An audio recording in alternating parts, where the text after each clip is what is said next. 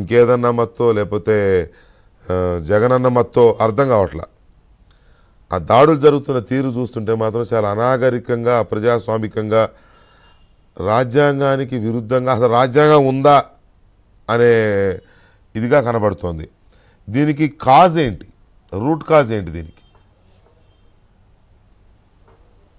అంటే వికే గారు ఇక్కడ అంటే రాజకీయ పార్టీల్లో ఖచ్చితంగా హింసావాదం ఉంటుంది, అందులో డౌట్ లేదు. ఎందుకంటే కొన్ని సందర్భాల్లో అధికారం ఉంది మాకు, సో మమ్మల్ని ఎదిరించేవాళ్ళు లేరు అనుకున్న సందర్భంలో సహజంగానే కింద స్థాయి నాయకత్వంలో ఆ మానసిక పరమైన పరిస్థితి ఉంటుంది. ఎందుకంటే పోలీసులు వాళ్ళతో ఉంటారు, రెవెన్యూ పీపుల్ వాళ్ళతో ఉంటారు, వ్యవస్థ మొత్తం వాళ్ళతో ఉన్నప్పుడు. కానీ ఒక అధికారిగా, ఒక విఘ్నత కలిగిన నాయకుడిగా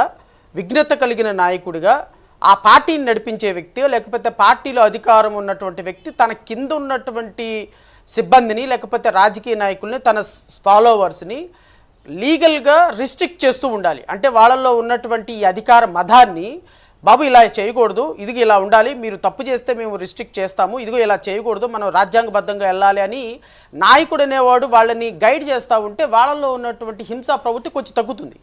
కానీ దురదృష్టకరమైనటువంటి అంశం ఏంటి అంటే రాష్ట్ర ముఖ్యమంత్రి స్థాయిలో ఉన్నటువంటి టాప్ ఆఫ్ ది మ్యాన్, అంటే డెమోక్రసీలో ఒక రాష్ట్ర పార్టీ అధ్యక్షుడిగా, ఒక ముఖ్యమంత్రిగా ఉన్నటువంటి జగన్మోహన్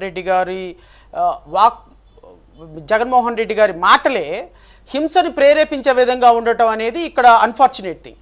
ఇప్పుడు ఆయన ఒక మీటింగ్లో ప్రతి ఒక్కడూ చొక్కాలు మడత పెట్టండి, స్లీవులు మడత పెట్టండి అనేటువంటి ఒక మాట ప్రాస కోసం వాడాడు. ఈ ప్రాస కోసం వాడినటువంటి మాట ఏమవుతుంది అంటే, ఇప్పుడు మీరు అక్కడ డిబేట్లో కూర్చొని ఒక్క మాట మాట్లాడితే అది కొన్ని కోట్ల మందిని ఇన్ఫ్లుయెన్స్ చేస్తుంది. ఎందుకు? మీరు డిబేట్ చేసేటప్పుడు, కొన్ని లక్షల మంది డిబేట్లు చూసేటప్పుడు మీరు మాట్లాడే మాట, మీరు ఇచ్చేటువంటి సందేశం, మీరు మాట్లాడే అన్పార్లమెంటరీ లాంగ్వేజ్ చాలామందికి ఒక సిగ్నల్ వెళ్తుంది. సో అందుకోసమని మనం ఇక్కడ కోట్ వేసుకొని కూర్చున్నా, అక్కడ తెల్ల చొక్కా వేసుకొని కూర్చున్న మా మిత్రులు, మనం మాట్లాడేటువంటి భాష ప్రజలకి కొంత ఆలోచనాత్మకంగా ఉండాలి, ఒక బాధ్యతాయుతమైనటువంటి మాట మనం మాట్లాడాలి.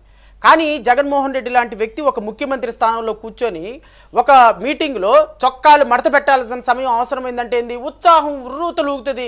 ఓహో మా ముఖ్యమంత్రి ఎగదూశాడు, తన్నమన్నాడు, కొట్టమన్నాడు, చంపమన్నాడు, చెప్పాల్సిన అవసరం లేదు. మీరు ఏమి చొక్కాలు మడత పెట్టండి, ఒక ముఖ్యమంత్రి స్థాయిలో కూర్చొని బాధ్యతాయుతమైనటువంటి వ్యక్తిగా మీరు ఈ మాట మాట్లాడితే అది మీ కింద కార్యకర్తలకి ఒక విధమైనటువంటి సిగ్నల్. ఇప్పుడు ఎవరినన్నా రేపు పొద్దున ఎవరినన్నా కొట్టినా మా నాయకుడి దగ్గరికి వెళ్తే కేసు ఉండదు, మా ఎమ్మెల్యే దగ్గరికి వెళ్తే కేసు ఉండదు, మా ఎమ్మెల్యే మినిస్టర్ చెబుతాడు, మినిస్టర్ డీజీపీతో చెబుతాడు, డీజీపీ ముఖ్యమంత్రితో చెబుతాడు, ముఖ్యమంత్రి కొట్టమన్నాడు కాబట్టి కేసులు ఉండవు. సో ఇది వ్యవస్థని డిస్ట్రక్షన్ చేసేటువంటి ఒక నాయకుడు ఆలోచన విధానం. ఇలా ఉంటే వ్యవస్థ ఇలా ఉంటుంది.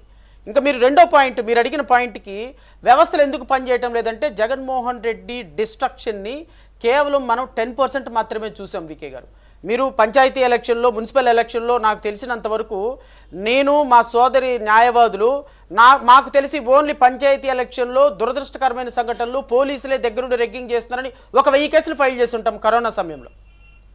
రేపొద్దున 2024లో ఈ రాష్ట్రంలో జగన్మోహన్ రెడ్డి చేయటానికి ఏ విధంగా మీడియా వ్యవస్థల్ని భయభ్రాంతులకు గురి చేస్తున్నారు, ఏ విధంగా వ్యవస్థల్ని భయభ్రాంతులకు గురి చేస్తున్నారు, ఏ విధంగా రేపొద్దున ఎలక్షన్లో ఎవ్వరూ రిపోర్టు చేయకుండా తను ఏ విధంగా రేపు ఎలక్షన్ చేయబోతున్నాడు అనడానికి ఇది ఒక మచ్చు తునకలే. నేను అంటాను, రాజకీయ పార్టీలన్నీ కూడా ప్రాణాలు ఒడ్డి రేపొద్దున పోరాటం చేయవలసిన సమయం ఆసనమైంది. At any cost Jaganmohan Reddy wants retain his power at any cost. ఎందుకు అంటే పవరు రాకపోతే జగన్మోహన్ రెడ్డి పార్టీలో జెండా